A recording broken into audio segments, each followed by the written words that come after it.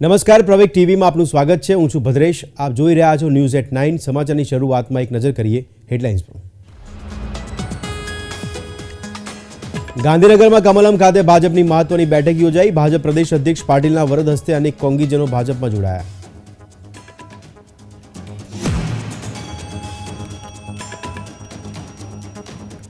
ગુજરાત વિધાનસભા ગૃહ ખાતે તેજસ્વીની વિધાનસભાનું આયોજન। દીકરીઓને સ્પર્શતા વિવિધ મુદ્દાઓ પર ચર્ચા કરાઈ।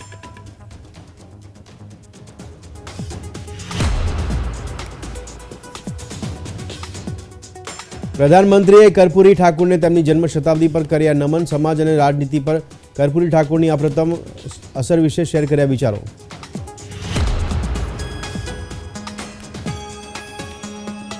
જૂનાગઢ કસ્ટોડિયલ ડેથ મામલે કોંગ્રેસના સરકાર પર પ્રહારો। મનીષ દોશીએ કહ્યું, છેલ્લા 3 વર્ષમાં ગુજરાત સૌથી મોખરે।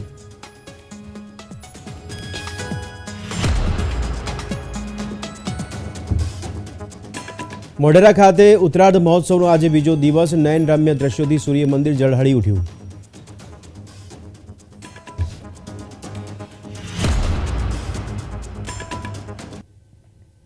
અને હવે સમાચાર જોઈએ વિગતવાર। કમલમ ખાતે ભાજપની મહત્વની બેઠક યોજાઈ હતી। આગામી લોકસભા ચૂંટણીને લઈને બેઠકમાં મહત્વપૂર્ણ ચર્ચા થઈ હતી। મુખ્યમંત્રી ભૂપેન્દ્ર પટેલ અને પ્રદેશ અધ્યક્ષ સી.આર. પાટીલ બેઠકમાં હાજર રહ્યા હતા।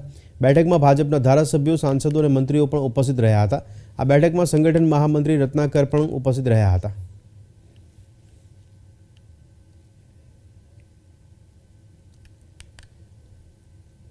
ગાંધીનગર પ્રદેશ કાર્યાલય કમલમ ખાતે પ્રદેશ અધ્યક્ષ સી.આર. પાટીલના વરદ હસ્તે ખેસ અને ટોપી ધારણ કરી કોંગ્રેસના કેટલાક આગેવાનો ભાજપમાં જોડાયા હતા। ઇન્દ્રજીતસિંહ ઠાકોર, પૂર્વ પ્રમુખ સાબરકાંઠા જિલ્લા કોંગ્રેસ સમિતિ, ડોક્ટર વિપુલભાઈ પટેલ, પૂર્વ પ્રમુખ યુવક કોંગ્રેસ અને ડિરેક્ટર માર્કેટિંગ યાર્ડ સુધીરભાઈ પટેલ સહિત વિવિધ આગેવાનો આજે ભારતીય જનતા પાર્ટીમાં જોડાયા હતા। સી.આર. પાટીલે જોડાયેલા કાર્યકર્તાઓને સંબોધતા વધુમાં જણાવ્યું કે નરેન્દ્ર મોદીએ જે ગેરંટી આપે છે તે જનતાના તમામ કામ પૂર્ણ થાય છે। ભાજપ એક વિચારધારા સાથે ચાલી રહી છે અને લોકોના હિત માટે કામ કરી રહી છે, જેના પરિણામે જે નવા કાર્યકર્તાઓ જોડાયા છે તેમને અભિનંદન સાથે આવકાર આપું છું।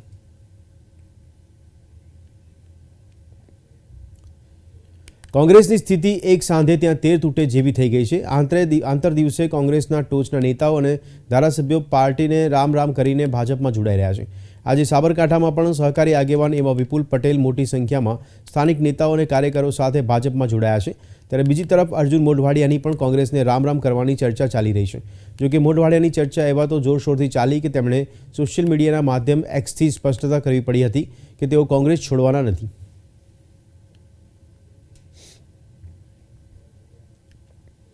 ગુજરાત વિધાનસભા ગૃહ ખાતે તેજસ્વીની વિધાનસભાનું આયોજન કરવામાં આવ્યું હતું, જેનું મુખ્યમંત્રી ભૂપેન્દ્ર પટેલના હસ્તે ઉદ્ઘાટન કરવામાં આવ્યું હતું।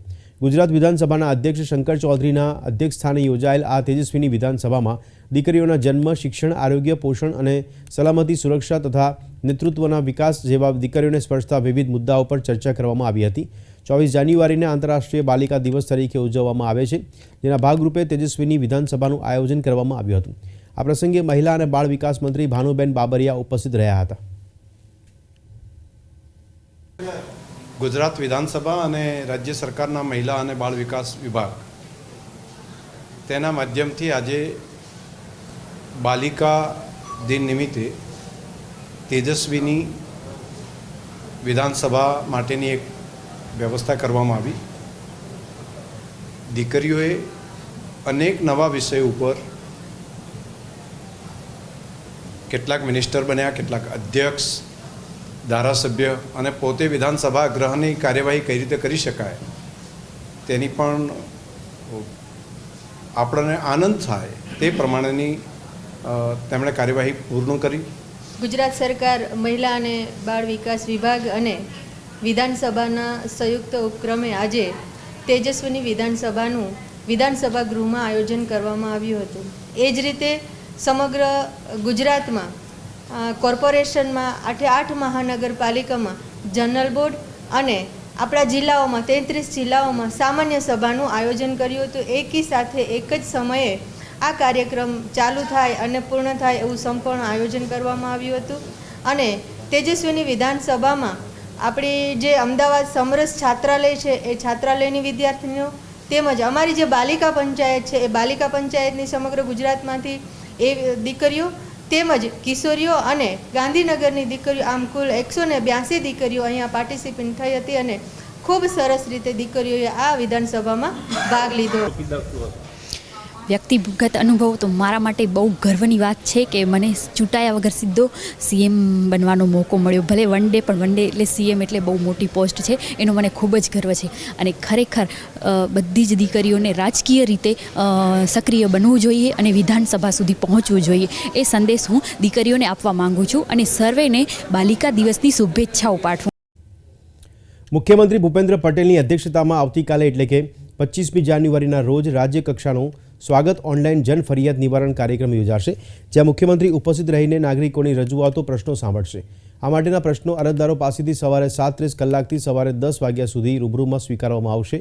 મુખ્યમંત્રી ભૂપેન્દ્ર પટેલ 25મી જાન્યુઆરીના રોજ બપોરે 12:30 કલાકે મુખ્યમંત્રી કાર્યાલયના જનસંપર્ક કક્ષ સ્વર્ણિમ સંકુલ 2 ખાતે ઉપસ્થિત રહેશે. મુખ્યમંત્રી ભૂપેન્દ્ર પટેલ પ્રજાજનોના પ્રશ્નો, સમસ્યાઓ સાંભળશે અને સંબંધિત સચિવ, અધિકારીઓ, વિભાગોના વડાઓને તેમના નિવારણ માટે સૂચનો, માર્ગદર્શન આપશે. અત્રે ઉલ્લેખનીય છે કે કાર્યક્રમ સામાન્યતઃ બપોરે 3 કલાકે યોજાતો હોય છે, પરંતુ આ વખતે નિર્ધારિત સમયથી પહેલો એટલે કે બપોરે 12:30 કલાકે યોજાશે.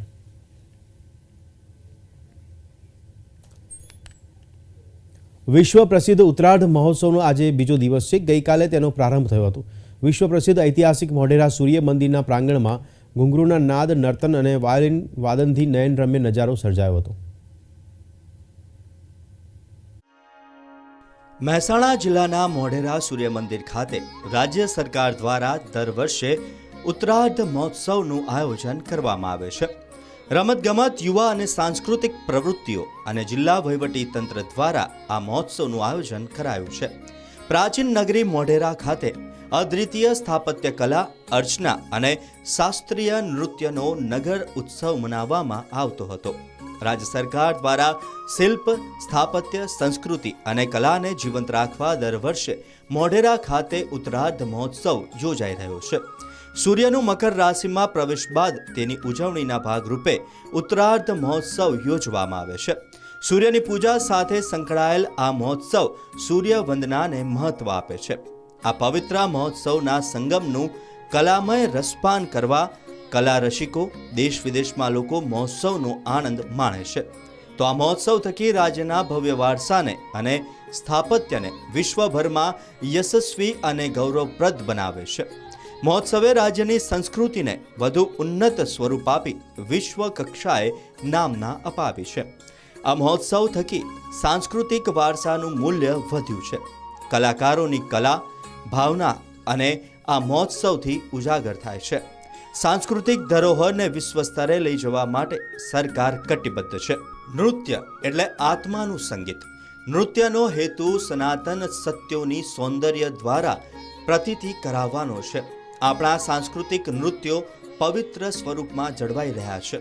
મોઢેરા સંગીત, નર્તન અને સ્થાપત્યના ત્રિવેણી સંગમનું મહોત્સવના દિવસે સાક્ષી બન્યું. વિશ્વનું અદ્ભુત સ્થાપત્ય બેનમૂન મોઢેરા સૂર્ય મંદિરની સાંસ્કૃતિક પરંપરા નિરંતર જાળવી રાખી છે. આ મહોત્સવમાં પ્રથમ દિવસે દેવિકા દેવેન્દ્ર દ્વારા કથક નૃત્ય, કલા મંડલમ ક્ષેમાવતી દ્વારા મોહિની અટ્ટમ નૃત્ય, મોહંતી એન્ડ ગ્રુપ દ્વારા ઓડિસી, જિજ્ઞા દીક્ષિત એન્ડ ગ્રુપ દ્વારા કથક, અનિદ્રિસ્ત્રા શુંડા દ્વારા ભરતનાટ્યમ અને ડો સોનમ બાસુ સિંહ દ્વારા મણિપુરી નૃત્ય રજૂ કરાયું હતું. બ્યુરો રિપોર્ટ, પ્રવેગ ટીવી. જૂનાગઢમાં 2 અલગ અલગ કેસમાં પોલીસ અધિકારીઓને સસ્પેન્ડ કરવામાં આવ્યા છે, જેમાં પ્રથમ કેસમાં એસઓજી પીઆઈ અરવિંદ ગોહિલ અને એએસઆઈ દીપક જાનીને સસ્પેન્ડ કરી દેવામાં આવ્યા છે. પીઆઈ અરવિંદ ગોહિલે બેંગલુરુના વેપારી પાસેથી ખાતા અનસીઝ કરવા લાંચ માંગી હતી. પીઆઈની આ કરતૂતને લઈને સસ્પેન્ડ કરવામાં આવ્યા છે અને ખાતાકીય તપાસના આદેશ પણ આપવામાં આવ્યા છે. તો બીજા કેસમાં જૂનાગઢમાં પીએસઆઈ દ્વારા રિમાન્ડ દરમિયાન આરોપીને વધુ માર મારતા અમદાવાદ સિવિલમાં તેનું મૃત્યુ થયું છે. આ કેસમાં પીએસઆઈ મુકેશ મકવાણાને સસ્પેન્ડ કરવામાં આવ્યા છે. આરોપીના પરિવારજનોએ પીએસઆઈ મકવાણા વિરુદ્ધ હત્યાનો ગુનો નોંધવા માંગણી કરી હતી. નોંધનીય છે કે પીએસઆઈ મકવાણા દ્વારા આરોપીના રિમાન્ડ પૂર્ણ થતાં કોર્ટમાં રજૂ કરાયો હતો. આરોપીએ કોર્ટમાં પોલીસ દ્વારા વધુ માર મારવામાં આવ્યો હોવાની રજૂઆત કરી હતી, જેને પગલે કોર્ટે પીએસઆઈ સામે લાલ આંખ કરી કડક આદેશ આપ્યા હતા. જે બાદ ગંભીર રીતે ઘાયલ આરોપીને અમદાવાદની સિવિલ હોસ્પિટલ ખસેડાયો હતો, જ્યાં આરોપીનું મોત નીપજ્યું છે. મારે ફક્ત એટલું જ કહેવું છે કે જૂનાગઢના બી ડિવિઝનના પીએસઆઈ મુકેશ મકવાણાએ જે જલ્લાદ છે એ જલ્લાદ જેવા પીએસઆઈએ મારા ભાઈનું ખૂન કરી નાખ્યું છે અને એને ફક્ત હું એટલું જ ઈચ્છું છું કે એ જેલના સળિયા પાછળ હોય અને મને ન્યાય મળે, બસ એ જ મારી માંગણી છે.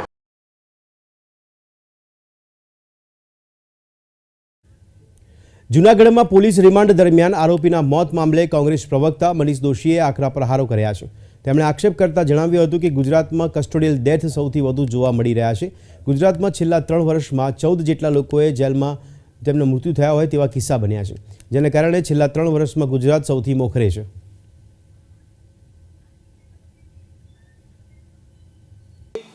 દુઃખદ ઘટના ફરી સામે આવી કસ્ટોડિયલ ડેથની. જૂનાગઢની અંદર મુકેશ જાદવ કરીને કોઈ ગુના બાબતે એને પોલીસે રિમાન્ડ ઉપર લીધા. પોલીસે પહેલાં તેની સામે જે વાત સામે આવે છે, એના પરિવારોએ જે વાત કરી છે, એની પાસે 3 લાખ રૂપિયા જેટલી મોટી રકમની લાંચ માંગવામાં આવી. લાંચ એના પરિવારે કીધું કે અમે ન આપી શક્યા અને એને પછી રિમાન્ડના નામે એને એટલો બધો માર મારવામાં આવ્યો કે તેના લિગામેન્ટ ફાટી ગયા, એને ફ્રેક્ચર થયું અને આજે એનું દુઃખદ મોત થયું છે. આંતરરાષ્ટ્રીય શિક્ષણ દિવસ નિમિત્તે ખાનગી ક્ષેત્ર અને સામાજિક આગેવાનો લિફ્ટેડ કાર્યક્રમ શરૂ કરવા માટે એક સાથે આવ્યા છે. આ કાર્યક્રમ ભારતમાં 5 વર્ષમાં 4 મિલિયન બાળકોના જીવનમાં પરિવર્તન લાવશે. આ પરિણામો હાંસલ કરવા માટે તમામ ભાગીદારો સાથે મળીને કામ કરશે. લિફ્ટ એડને ઉર્જા પૂરી પાડતું વૈવિધ્યસભર ગઠબંધન ભારતના શૈક્ષણિક પરિદૃશ્યને મજબૂત બનાવશે.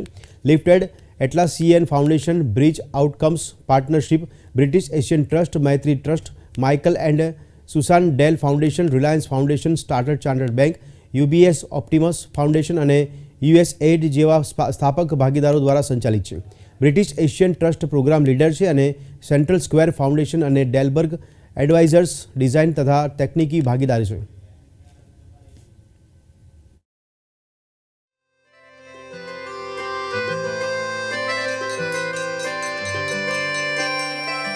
ना अटकेंगे ना भटकेंगे, पढ़ने लिखने में हम तेज रहेंगे.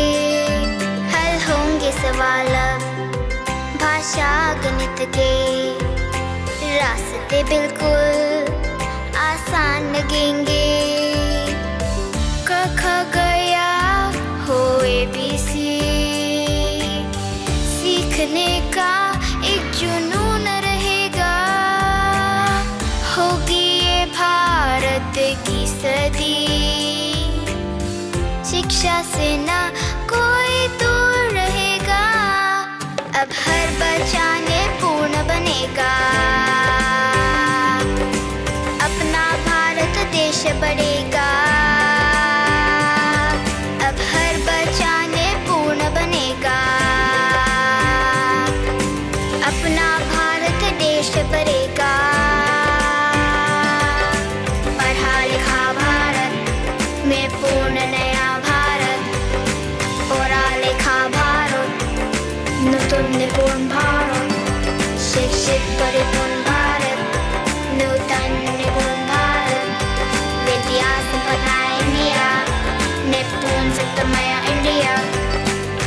निपुण भारत का सपना सब बच्चे समझे. भाषा और જ્ઞાનવ્યાપીના સર્વે બાદ છેલ્લા ઘણા સમયથી ચર્ચાઓ ચાલી રહી છે. 92 દિવસ સુધી ચાલેલા આર્કિયોલોજીકલ સર્વે ઓફ ઇન્ડિયાના સર્વેનો રિપોર્ટ ડિસ્ટ્રિક્ટ કોર્ટમાં રજૂ કરવામાં આવ્યો હતો. એએસઆઈ રિપોર્ટને સાર્વજનિક કરવા બાબતે વારાણસીની ડિસ્ટ્રિક્ટ કોર્ટ દ્વારા બુધવારે સુનાવણી કરવામાં આવી હતી, જેમાં કોર્ટ દ્વારા ચુકાદો અપાયો હતો કે કાશી વિશ્વનાથ મંદિરની બાજુમાં આવેલા જ્ઞાનવ્યાપી સંકુલના એએસઆઈ સર્વે રિપોર્ટની હાર્ડ કોપી બંને પક્ષોને આપવામાં આવશે. ઉપરાંત કોર્ટે કહ્યું કે પક્ષકારોએ એફિડેવિટ આપવું પડશે કે તેઓ રિપોર્ટ પોતાની પાસે રાખશે અને તેને સાર્વજનિક નહીં કરે. आज कोर्ट ने दोनों पक्षों को सुना और दोनों पक्षों को सुनने के बाद ये सहमति बनी है कि आर्कियोलॉजिकल सर्वे ऑफ इंडिया की रिपोर्ट दोनों पक्षों को उपलब्ध कराई जाएगी, उसकी हार्ड कॉपी उपलब्ध कराई जाएगी. और साथ ही साथ जहां तक कंडीशन लगाने की बात थी उसका मैंने विरोध किया कि कोई कंडीशन नहीं लगाई जा सकती है और कोर्ट अभी उस पर अपना आदेश पारित. तो ऐसा ही ईमेल के जरिए देने का विरोध कर रही थी, तो हमने कहा ठीक है हमें हार्ड कॉपी दे दी जाए, तो हार्ड कॉपी कोर्ट प्रोवाइड करने का आदेश करेगी. दोनों पक्षों में सहमति बन गई है. एएसआई ने जो रिपोर्ट दाखिल की थी वो सील कवर लिफाफे में दाखिल की थी, जिस पर वादी पक्ष का ये था कि साहब हमें तुरंत नकल प्रोवाइड कर दिया जाए, और अंजुमन इंतजामिया की तरफ से ये ऑब्जेक्शन था कि नहीं साहब इसको पार्टीज ऑफ द सूट कर दिया जाए, और अंडरटेकिंग लेने के बाद कि इसको सार्वजनिक ना करें, महज इस उद्देश्य से कि सार्वजनिक होने से उसका गलत इंटरप्रिटेशन अपने अपने स्तर से लोग करेंगे, समाज में वैमनस्य फैलेगा। जिस पर आज सुनवाई करते हुए माननीय जिला जज साहब ने ऑर्डर डिक्टेट किया, और अपने ऑर्डर में ये डिक्टेशन दिया कि साहब पार्टीज ऑफ द सूट को सील कवर तोड़ के नकल प्रोवाइड किया जाए according to general rule civil. પંજાબના મુખ્યમંત્રી ભગવંત માને બુધવારે જણાવ્યું હતું કે તેમની આમ આદમી પાર્ટી આગામી લોકસભા ચૂંટણી માટે રાજ્યમાં કોંગ્રેસ સાથે ગઠબંધન કરશે નહીં. જો કે આમ આદમી પાર્ટીએ ચંદીગઢ મેયરની ચૂંટણી માટે કોંગ્રેસ સાથે ગઠબંધન કર્યું છે. देश में पंजाब बनेगा हीरो। 2024 में लोकसभा चुनाव में आम आदमी पार्टी के पक्ष में 13 जीरो।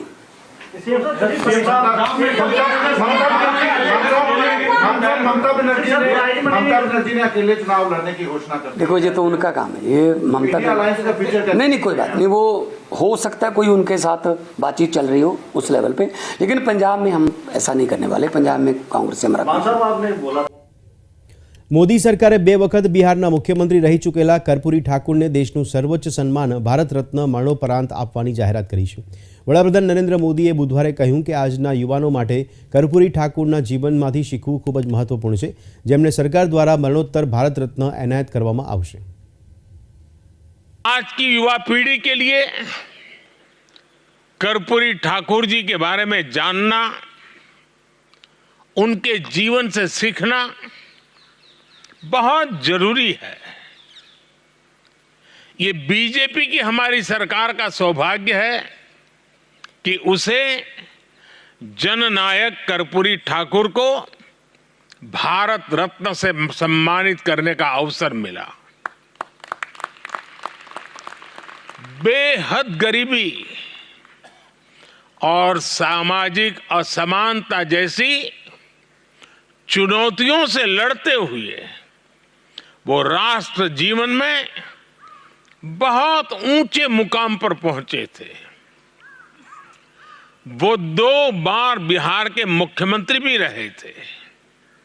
इसके बावजूद अपना विनम्र स्वभाव और समाज के सभी वर्गों के लिए काम करना कभी नहीं छोड़ा। जननायक कर्पूरी ठाकुर हमेशा अपनी सादगी के लिए जाने जाते रहे। उनका पूरा जीवन सामाजिक न्याय और वंचितों के उत्थान के लिए समर्पित रहा। आज भी उनकी ईमानदारी की मिसाल दी जाती है। 25 જાન્યુઆરીએ ગુરુવારના દિવસે પૌષ પૂર્ણિમાનો પવિત્ર દિવસ છે. હિન્દુઓ માટે શુભ ગણાતા દિવસ માટે પ્રયાગરાજમાં તૈયારીઓ પૂરજોશમાં ચાલી રહી છે. જિલ્લા વહીવટીતંત્ર દ્વારા ભક્તોની સુવિધા માટે વિશેષ વ્યવસ્થા કરવામાં આવી છે. આ અવસર પર ઉત્તર પ્રદેશ અને પડોશી રાજ્યોમાંથી લાખો શ્રદ્ધાળુઓ ગંગા નદીમાં પવિત્ર સ્નાન કરે તેવી અપેક્ષા છે. પોલીસે ભીડને સંભાળવા માટે નક્કર વ્યવસ્થા પણ કરી છે. નદીમાં ખાસ તરતી પોલીસ ચોકી પણ બનાવવામાં આવી છે. सारे स्नानार्थियों को सुरक्षित स्नान देने के दृष्टिकोण से जल में भी व्यापक बंदोबस्त कर लिए गए हैं। Deep water barricading, river line ये और जाल का व्यवस्थापन जल में किया गया है। एक फ्लोटिंग पुलिस चौकी भी जल में बना दी गई है। एक डिप्टी एसपी रैंक के अधिकारी उसमें नियुक्त कर दिए गए हैं, जो लगातार उस चौकी पर रहकर जल में होने वाली गतिविधियों पर नज़र रखते हैं। इसमें हमारी एसडीआरएफ की टीमें, एनडीआरएफ की टीमें, जल पुलिस के लोग, फ्लड कंपनीज के जवान, जल पुलिस के लोग, इनका व्यवस्थापन भी जल में सुरक्षित स्नान देने के दृष्टिकोण से किया गया है। આ દિવસોમાં પ્રયાગરાજમાં માઘ મેળો ચાલી રહ્યો છે. 54 દિવસ સુધી ચાલનારા આ મેળામાં આવતા ભક્તો માટે સંગમના કિનારે એક ટેન્ટ સિટી પણ બનાવવામાં આવી છે. ઇન્દોરમાં અનોખી ક્રોકરી વસ્તુ બનાવવામાં આવી છે, જેને લોટમાંથી બનાવવામાં આવી છે. શું છે આ ક્રોકરી વસ્તુઓની ખાસિયત? સમાચારના અંતમાં જોઈએ અમારો વિશેષ અહેવાલ. અયોધ્યામાં ભગવાન શ્રી રામ લલ્લાના અભિષેકની ઉજવણીનો ઉત્સાહ દેશભરમાં જોવા મળી રહ્યો છે, જેમાં હિન્દુઓની સાથે સાથે તમામ ધર્મના લોકો પણ સામેલ થયા છે. મુસ્લિમ રાષ્ટ્રીય મંચ એટલે કે MRM પણ દેશમાં પ્રજાસત્તાક દિનની તૈયારીઓ ચાલી રહી છે, ત્યારે તે પહેલાં જમ્મુ અને Kashmir academy of art, culture અને લેંગ્વેજીસ દ્વારા શ્રીનગરમાં દેશભક્તિના સંગીત સમારોહનું આયોજન કરવામાં આવ્યું, જેમાં જાણીતા કાશ્મીરી ગાયકોએ કાશ્મીરી ભાષામાં દેશભક્તિના ગીતો રજૂ કરી પોતાની પ્રતિભા દર્શાવી હતી. પ્રજાસત્તાક દિનનું પર્વ લોકશાહીમાં આનંદનો અવસર છે. આ દેશમાં આજે તેજસ જેવા વિમાનોથી લઈ અગ્નિ જેવી મિસાઇલ બનાવવાની ક્ષમતા છે. મંગળ મિશનની સફળતા આપણા વૈજ્ઞાનિક વિકાસને દર્શાવે છે.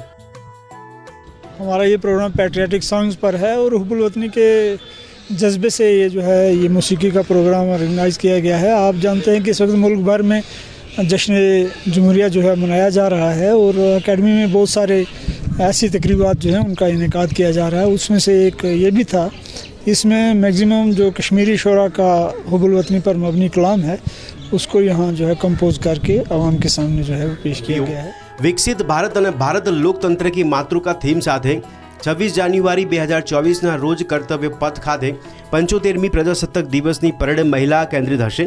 આ ઇવેન્ટ કલાકારો અને ઉત્સાહીઓને એક સાથે લાવી એકતા અને ગૌરવની ભાવનાને પ્રોત્સાહન આપે છે. हम सब इस कंट्री में रहते हैं और हमारा फ़र्ज़ बनता है कि हम इस दिन को अच्छे तरीके से मनाएं और पूरी दुनिया को ये पैगाम दें कि हमारा भारत महान है.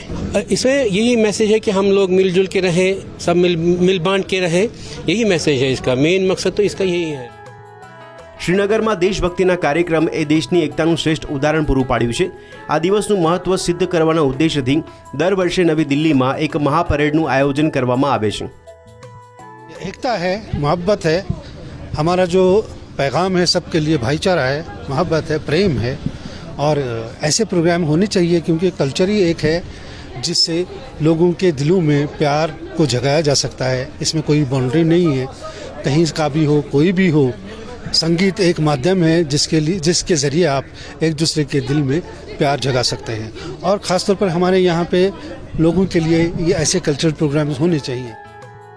આ દિવસે લોકોના દેશભક્તિનો ઉત્સાહ સહિત સમગ્ર દેશની એકતા દર્શાવવામાં આવે છે. દેશના વિવિધ ભાગોમાંથી અલગ અલગ પ્રકારની ઝાંખીઓ રજૂ કરવામાં આવે છે, જે પ્રજાસત્તાક દિનને ભારતના રાષ્ટ્રીય રજાઓના પ્રતીક તરીકે જોવામાં આવે છે.